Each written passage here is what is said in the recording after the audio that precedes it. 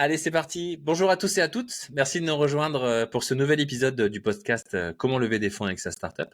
Aujourd'hui, on est avec Clément. Salut Clément. Salut. Je suis ravi de t'avoir dans ce podcast. C'est un petit disclaimer. C'est un ancien investisseur de ma précédente startup qui nous a mis en relation, qui est membre du coup de ton groupe CTO Partners. On va parler de ça aujourd'hui. C'est lui qui nous a mis en relation. Euh, Avant de nous présenter CTO Partners, est-ce que tu peux un peu nous raconter ton parcours à toi, d'où tu viens et comment t'en es arrivé là? Bah oui, avec plaisir. Il se trouve que moi, j'ai créé ma société il y a 20 ans maintenant, aujourd'hui. Une société plutôt classique, hein, pas du tout une start-up, de service. Et au cours de cette vie, bah, j'ai eu l'occasion de pouvoir faire un MBA, ce que j'ai fait avec un certain nombre de personnes. Et lors de ce MBA, on s'est rencontrés. On connaissait évidemment le milieu des startups, mais on n'était pas investisseurs. On s'est tous dit, bah, ça nous intéresse en fait d'accompagner des gens qui ont des projets. Nous, on a une expertise technique, voilà. On est en plus un groupe, donc c'est un peu l'intérêt. Et on va essayer d'aider des gens, voilà, à monter leur projet. Au début, on avait quand même pour idée surtout de les aider principalement techniquement. Euh, Évidemment avec un peu de fond quand même pour qu'il y ait du sens. Aujourd'hui, on est devenu plutôt des business angels un peu plus traditionnels. On fait évidemment un conseil technique de mentoring, etc. Voilà, mais on intervient un peu moins techniquement dans les projets qu'on accompagne. Ok. Du coup, c'est un club deal, comme il y en a de plus en plus en France. Exactement. Vous êtes combien de membres dans ce club deal et vous mettez des tickets de combien en moyenne par startup? Alors aujourd'hui, notre club deal, il est constitué de 20 personnes. Nos tickets sont assez variables. On ne met pas en dessous de 20 000. Et on peut monter à 50, voire au-delà sur les derniers projets lorsqu'on fait intervenir des investisseurs extérieurs, puisque on a un système de club deal mais non fermé, c'est-à-dire que lorsqu'on investit sur un projet, on peut récupérer des investisseurs externes et on va Occasionnel. regrouper le reste d'investissement. Ok, Voilà, d'accord. Ah, vous êtes une vingtaine cœur de ce que tu me disais, c'est comment ça. vous créez la base. Mais quand vous avez des deals, vu que tous les membres ont aussi leur propre réseau, d'autres investisseurs externes peuvent rentrer si la startup l'accepte. Donc quand tu dis qu'ils peuvent rentrer, j'imagine que vous avez un fonctionnement de SPV. C'est un peu la mode en ce moment, ou pour investir dans les startups, ou c'est chaque investisseur qui prend des parts en son nom propre. Alors non, nous, on va constituer effectivement une holding dans laquelle on va regrouper les investisseurs. Et ça, j'insiste, c'est une pratique très importante. Parce que pourquoi on fait ça? Premièrement, pour éviter les tables de capitalisation qui sont trop complexes. Ensuite, l'idée, c'est bah, pour les entreprises dans lesquelles on investit, il y a un seul investisseur qui est un groupe. Et bah, c'est plus simple d'un point de vue juridique, c'est bête, mais c'est quand même important. Et puis surtout, pour les phases futures, c'est important parce que lorsqu'il y aura des gros investissements, des séries B, ce genre de choses, eh bien, ils vont venir vérifier combien il y a d'investisseurs dans les sociétés. Et c'est vrai que s'ils ne voient plus qu'une ligne au lieu d'en voir 30 avec des petits investisseurs, ils vont dire ça va être compliqué de négocier. Alors que nous, on a déjà des pactes, on est d'accord entre nous. Euh, voilà, on a une seule voix et c'est plus clair. Ouais, ça, je pense que tu as raison. C'est une pratique. Je pense qu'on en parlait souvent dans le podcast. On en avait déjà parlé on avait reçu Victor Mertz de Source Ventures, qui est aussi un club deal. Et il nous disait aussi que du coup, c'était une pratique qui, je pense, moi, devrait devenir obligatoire. Parce que sinon, c'est trop criminel. Et ça me fait penser d'ailleurs, j'avais levé des fonds avec ma boîte à l'époque. Et j'avais fait des BSAR. Est-ce que vous en faites des fois des BSAR ou vous faites que de prise d'equity? Non, on fait pas de BSAR. Les BSAR, bon, c'est un modèle un peu complexe à mettre en place.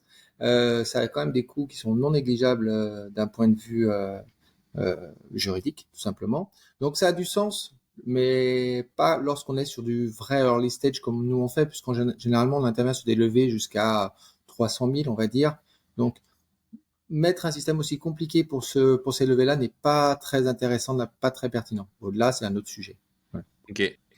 Et la question que j'allais te poser, peut-être tu avais la réponse, c'est comment. Mais du coup, vous en faites pas, donc tu vas pas savoir. C'est, je me disais, finalement, quand une startup qui fait des BSAR, tu vois, elle va avoir 10, 15, peut-être 20 tickets. Et elle va du coup demain se retrouver avec 10, 15, 20 investisseurs différents. Je me demande si c'est possible, et je pense même pas en fait, de faire un BSAR que tu mets dans un SPV. Et ben non, en fait, c'est pas. Non, ça ne sera pas possible à mon sens. Surtout qu'en plus, les BSAR, le principe, c'est que chaque investisseur a quand même des conditions qui lui sont spécifiques.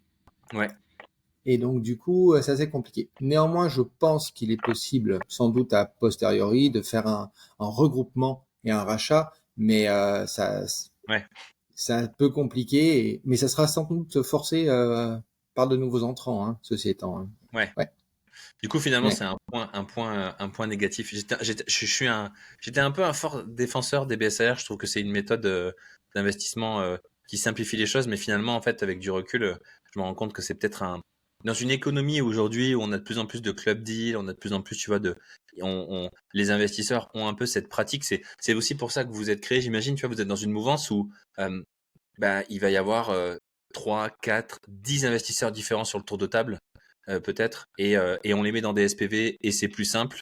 Et du coup, finalement, les BSR ont cette lourdeur, enfin, pas cette lourdeur, mais cette technicité juridique qui fait qu'on peut pas les utiliser pour ça, quoi. Oui, il y a quand même une lourdeur parce qu'il y a quand même des calculs, des questions de durée, et ça met une pression lorsqu'on fait des tours de table aussi.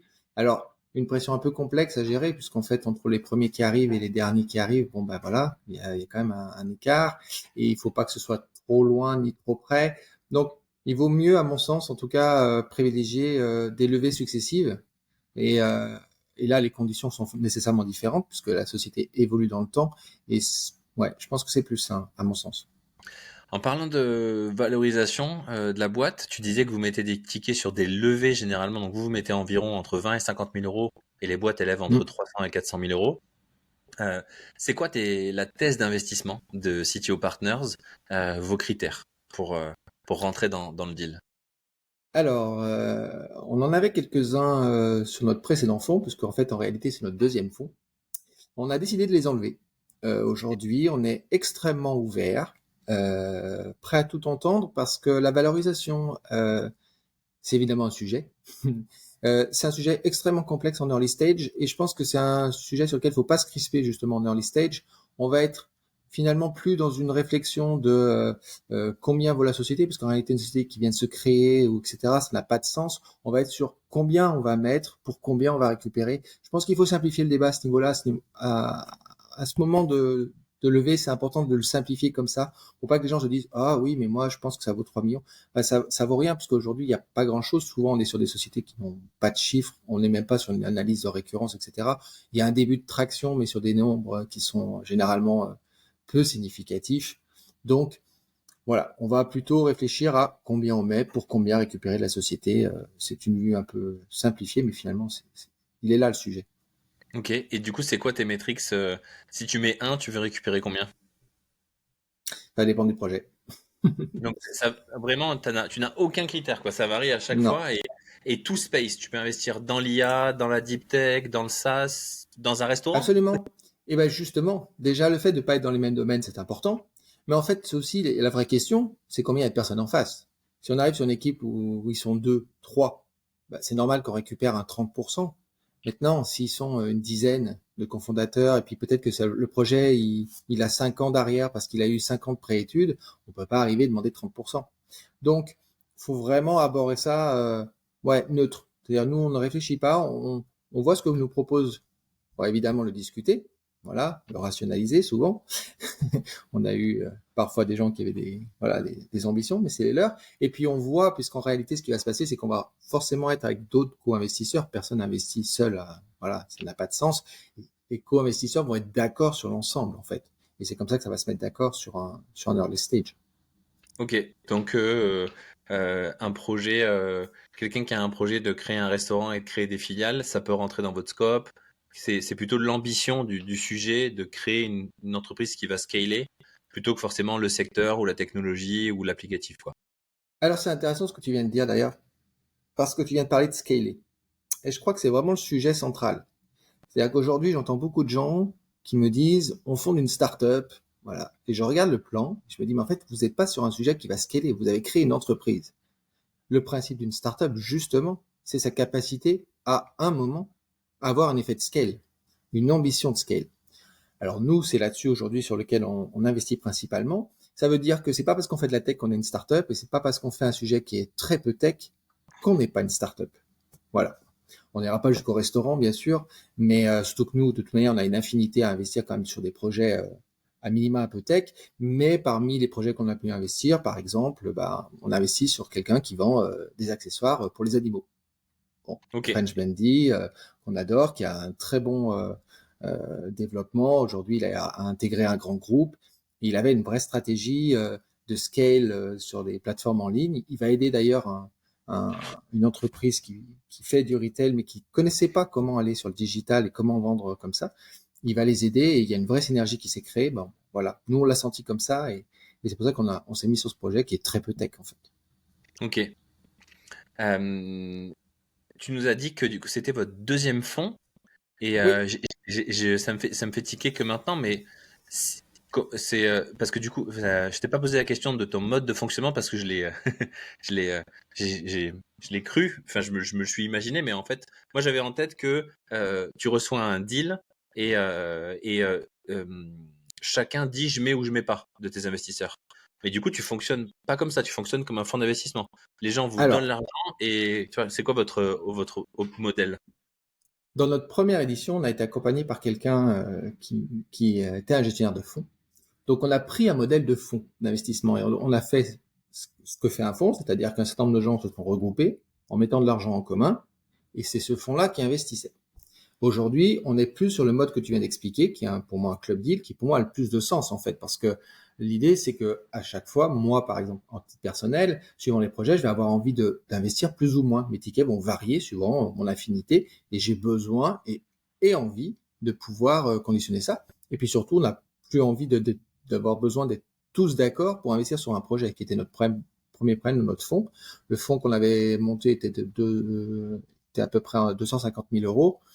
Bon, déjà, premièrement, ça a été très vite, 7 ou 8 projets, euh, voilà, Ça va vite. dilapidés. Et puis, c'est très compliqué de faire entrer des gens. Alors que là, on est dans un concept de club deal. On est d'abord un réseau. Voilà, les gens nous rejoignent et puis nous quittent éventuellement, il n'y a pas de souci. Et puis ils investissent sur les projets et la vie des projets est indépendante finalement du club, ce qui est plus Ok, sain, donc c'est si on vraiment peut le le. faire. Tu dis que c'est le deuxième, mais en fait c'est le deuxième et dernier parce qu'il y aura plus C'est de ça. poches d'argent communes. Maintenant, tu es vraiment sur un système où chacun vient et du coup et chacun dit combien il veut mettre et si jamais il y a de l'argent est suffisant, vous investissez en fait. Oui, et puis ça évite de bloquer l'argent en plus pour rien, enfin ce genre de choses, Ouais. hein, effectivement. Et ça a une durée de vie infinie qui était aussi notre objectif, hein. Le premier était on va dire, on a fait notre POC, voilà, pour reprendre des termes de start-up, et puis bah, on a pivoté sur un club deal parce qu'on se rend compte que c'est clairement ce qu'on veut, c'est-à-dire avant tout être un réseau. Je tiens à le dire pour des gens qui pourraient être intéressés par nous rejoindre. Nous, on cherche à créer un réseau, pas uniquement de tech. Il faut quand même savoir que dans CTO Partners, on a des gens qui sont pas dans la tech. Pourquoi? Parce qu'on a envie aussi d'être des investisseurs compétents, donc on a envie d'avoir toutes les ressources. On a des gens qui sont très bons, par exemple, en acquisition, ce qui est essentiel dans les startups. On a des gens qui sont dans du droit sur la propriété intellectuelle, voilà ce genre de choses. Et notre club a vocation à grandir sans pour autant être un club professionnel. Ça, je tiens quand même à le garder parce qu'aujourd'hui, comme tu le disais, c'est un truc qui est très à la mode. Je citerai pas certains clubs deal, mais qui sont devenus bah, eux-mêmes des machines à faire de l'argent directement. Et nous, on ne fonctionne pas sur un abonnement, par exemple. Nos membres Tu peux payent balancer pour des noms si tu rentrer. veux, hein. Vas-y, hein, si Non, jamais non, il y a non. des trucs qui te saoulent, n'hésite pas à le dire, hein. Je... Non, mais les Les gens, gens, ils les osent pas gens taper verront. dessus, mais il s'en mettra, hein. Non, non, mais les gens feront leur propre expérience, c'est important. Mais faut en être conscient d'ailleurs quand on rejoint un club deal, il faut bien comprendre quelle est la motivation de ceux. Voilà, nous on fait pas payer les deals à nos membres, par exemple, il n'en est pas question. Bon, ben voilà, il y en a d'autres, vous êtes Outre les, limité, vous avez le droit. outre les frais administratifs, j'imagine. Oui, mais on a prévu un modèle où on va se rémunérer légèrement sur les projets pour remonter de l'argent dans le club deal, et on est très large. Voilà, Ok. là-dessus on est bon. Depuis combien de temps vous mettez des tickets dans des boîtes? Parce qu'il y a eu le premier fonds, ça. Donc tu dis vous avez investi dans, j'imagine, 10, 15, 20 projets? Alors le premier fonds, lui, il a été créé en 2016. Ok. Sur le premier fonds, on a dû accompagner entre 8 et 9 projets. j'ai pas exactement le chiffre en tête. Donc il s'est arrêté d'investir en 2019. On vient de le clôturer suite aux exits qui ont voilà fait un peu Ah, de temps. parfait, on pourra parler des performances. Mais oui, avec plaisir. Et le nouveau, on l'a créé juste avant le Covid, donc un peu comme tout le monde, eh ben on a subi ça. On a été occupé par ailleurs, surtout dans l'informatique, à faire beaucoup de choses. Du coup, le fonds a une activité plutôt modérée. Et sur ce nouveau club deal aujourd'hui, il y a 3 projets qu'on a accompagnés avec, voilà, certains n'ont pas dealé au final, mais d'autres ont une vie très active. Voilà. Ok. On va pouvoir faire un focus sur du coup. Donc tu dis vous aviez une première poche à 250 000 euros. Ça peut être Ouais, intéressant pour tous les business angels qui nous écoutent là, qui se disent est-ce que je reviens à un fonds, etc. Machin. Et sachant que la performance, elle est pas. Enfin, il y a énormément de facteurs, tu vois. Mais ça va donner un ordre d'idée. Alors s'il y a des chiffres que tu peux nous dire, il n'y a pas de souci. Hein. T'hésites pas. Mais donc du coup, aujourd'hui tu me dis vous avez fermé le fonds. Donc ça veut dire que vous avez revendu toutes vos participations ou les entreprises sont mortes, malheureusement c'est ça. ça arrive aussi. La performance du fonds, déjà, elle est là, elle est pas là. Est-ce que vous avez réussi au moins à rembourser ne serait-ce que l'investissement que vous avez mis? On est quasiment proche du neutre. Ok, donc ok. Et du coup, en termes de chiffres, sur 8 boîtes, parce que on parle souvent, souvent, tu sais, l'exemple moi que j'entends le plus, c'est euh, sur 100 boîtes, il y en a 90 qui vont mourir, il y en a 9, Qui vont 100 boîtes sur survivre. laquelle il y en a 9 qui vont survivre et du coup faire quasiment rembourser les 90 autres, mais du coup faire un neutre. Et il y en a une qui va surperformer et c'est elle qui va faire la performance du fond. Donc toi, tu en as quasiment 10. Est-ce que c'est des chiffres que tu constates? Il y en a combien qui sont mortes et il y en a combien qui ont réussi du coup à vous faire un exit, enfin, à vous faire gagner de l'argent? Alors, ouais, bon, ces chiffres-là, ils viennent d'où? Ils viennent des VC, hein, principalement. Donc là, on parle des gens qui sont vraiment professionnels. Alors, ces chiffres-là, pour le coup, moi, je les connais parce qu'il y a 10 ans, on les a vus, on les a rencontrés. C'est des chiffres qui étaient. Nous, on est en early stage, donc je dirais que ces chiffres s'appliquent pas complètement. Ils sont encore plus graves que ça. Ouais, Mais normalement, les exits sont meilleurs. Bon, ouais, nous, sur les 10 projets qu'on a accompagnés, il y en a au moins 2 ou 3 où les fondateurs ont lâché l'affaire dans les 1 à 2 ans. Ça ne veut pas dire qu'on avait mis de l'argent, nous. Souvent, c'est parce qu'on les a préaccompagnés, etc. Mais voilà, heureusement, on n'a pas eu de situation comme ça. Euh, dans l'ensemble, je crois qu'aujourd'hui, dans les sociétés, il y en a qui ont été rachetées. Oui, il y en a une, en tout cas, j'ai en tête qui a été rachetée, sur lequel nous, on n'a pas eu d'exit, puisque la société est tombée quasiment en liquidation, mais elle a été reprise derrière, parce qu'on a eu l'activité. Et puis, on a eu un rachat exit qui nous a permis de rembourser les autres. ok. Et Voilà. donc du coup, on est bien dans le cas en fait où la performance du fonds s'est fait sur une boîte. Alors, en plus, comme tu dis, Oui. dans des cas extrêmes. Et toutes les autres, du coup, elles existent encore ou elles ont toutes fermé boutique?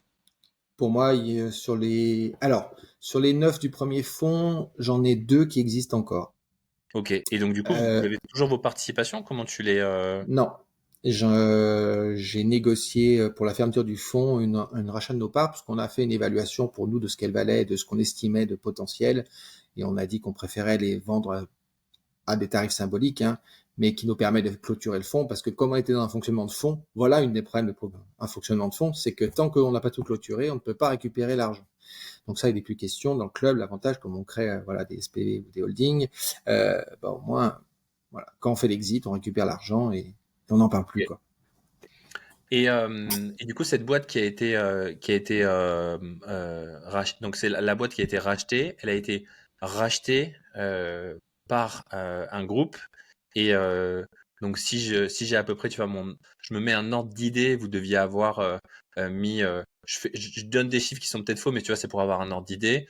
Vous avez mis 50 000 euros pour à peu près 10-20% de la boîte, j'imagine, quelque chose comme ça. Donc, ça veut dire que pour récupérer tes 250, ça veut dire que elle a fait x4 en termes de valorisation. Donc, ça veut dire qu'il y a une entreprise ou un investisseur qui a été prêt à payer un x4 euh, vos parts, quoi. Alors, très exactement, d'un point de vue financier, sur cette société, on a fait un x6. x6, ok.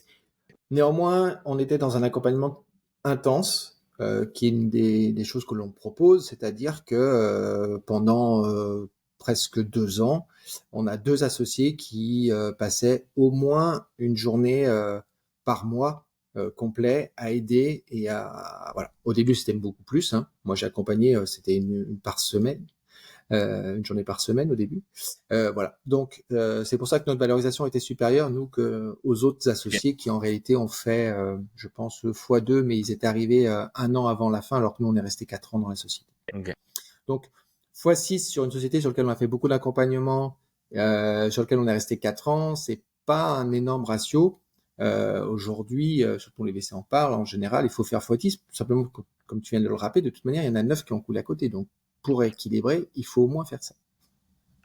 Ouais. Et du coup, elle a été rachetée entièrement ou c'est quelqu'un qui est venu et qui a voulu cleaner la cap table et qui l'a fait grossir? Non, elle a été intégralement rachetée par un groupe. Ça avait du sens. Alors là, on peut même énoncer les termes, parce que c'est Speedtech. Donc, Ok. il faisait de la revente de pièces automobiles d'occasion. Et donc, ils ont... Enfin, pardon, pas d'occasion du tout. Ils faisaient de la vente d'accessoires au moment de l'achat. Ok. Donc, ils réussissaient à... Voilà, ils avaient des belles marques, Renault, Peugeot, enfin, tous ces gens-là, PSA. Et donc, ils ont été rachetés par un groupe qui avait certainement ce qu'il fallait pour continuer encore ce développement qui s'accélérait beaucoup. Ok. J'imagine que ça a dû vous servir de leçon. C'est pour ça maintenant du coup que tu fonctionnes sous forme de SPV. Il y a des investisseurs avant sur les épisodes précédents qui me parlaient que c'était important de finalement un bon investisseur. C'est pas quelqu'un qui sait dans quoi investir, c'est quelqu'un qui sait euh, comment exiter, c'est-à-dire comment faire fructifier l'argent.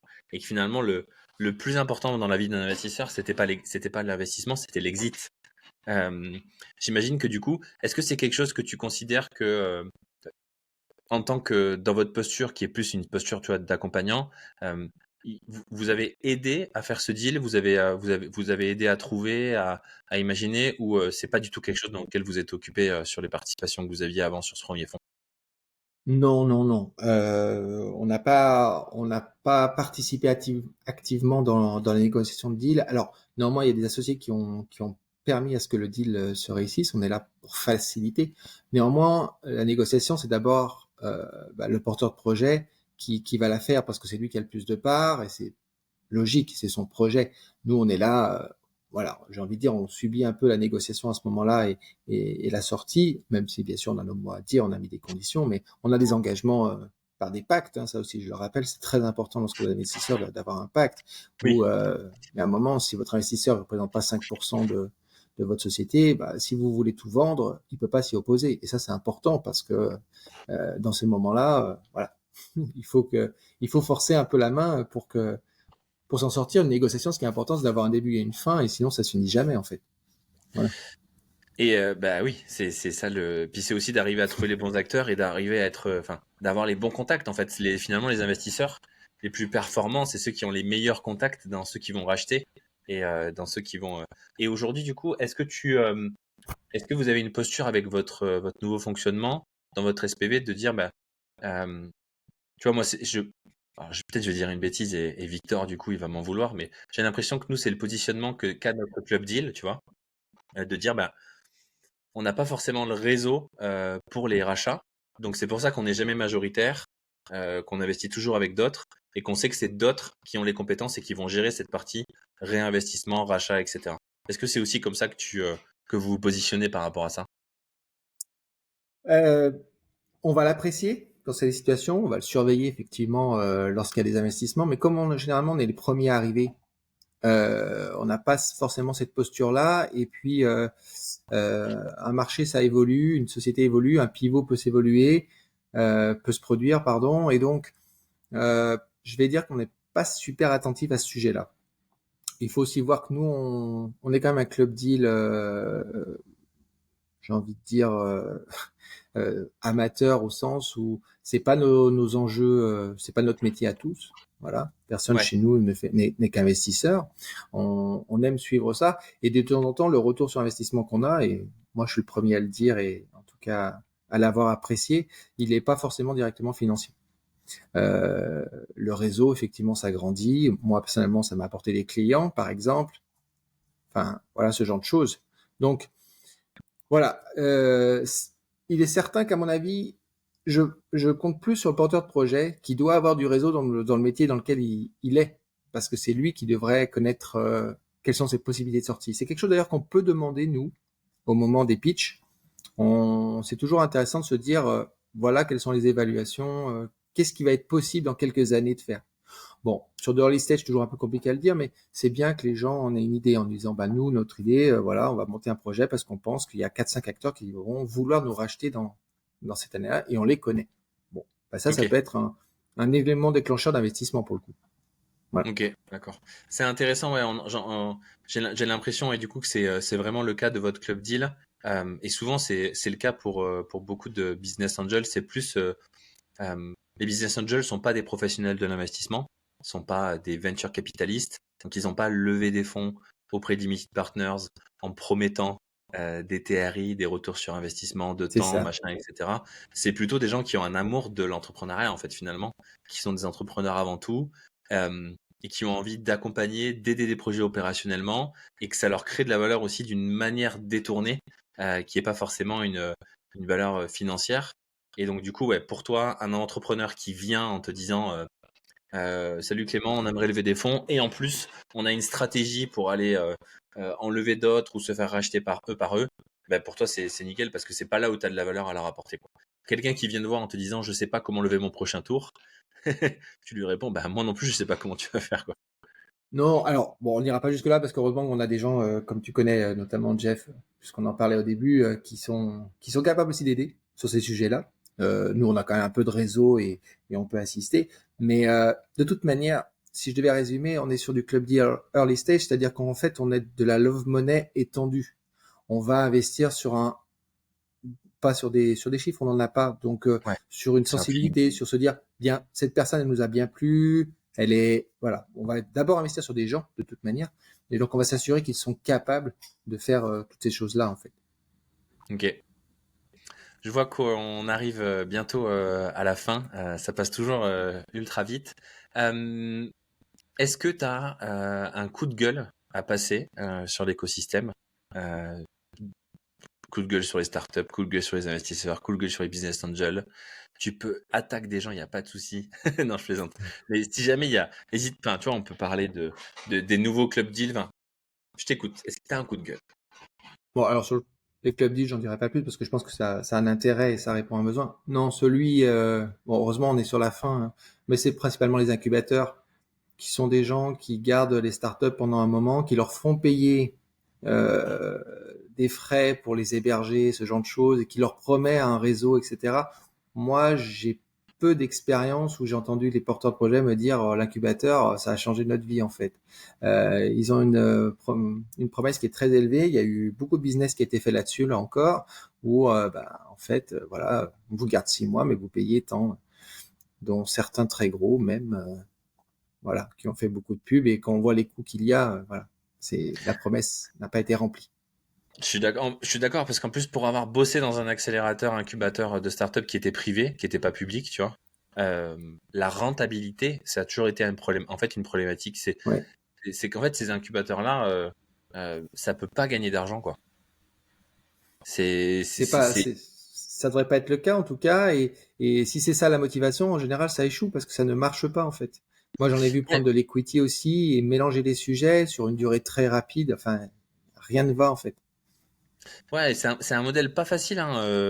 Moi, je me souviens, c'est pas moi, j'avais pas monté l'accélérateur, mais les deux personnes pour lesquelles je travaillais, qui avaient s'étaient renseignées, qui avaient essayé de monter de fonds, je me souviens c'était un sujet très complexe d'arriver à essayer de créer un modèle. Et finalement, euh, je, je sais pas si jamais il y a vraiment à part des Techstars ou des Y Combinator, mais qui sont sur des échelles, tu vois, énormes, tu vois. Je sais pas s'il y Différente, a oui, c'est sûr. vraiment d'incubateurs ou d'accélérateurs en France qui ont réussi à créer des modèles où ça soit performant en fait.